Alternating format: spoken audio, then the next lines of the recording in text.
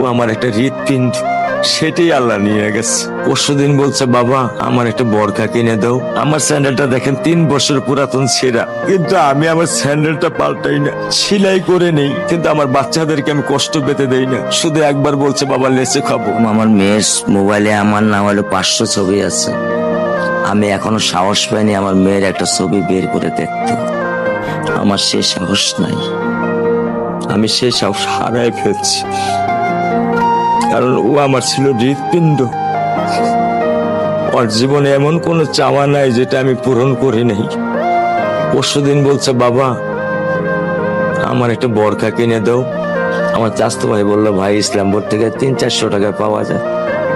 আমি সাথে সাথে নিউ মার্কেট থেকে আমি 1000 টাকা দিয়ে আমার মেয়েকে বরখা এনে দিচ্ছি। আমি দরিদ্র, ভাঙা বাসায় থাকি।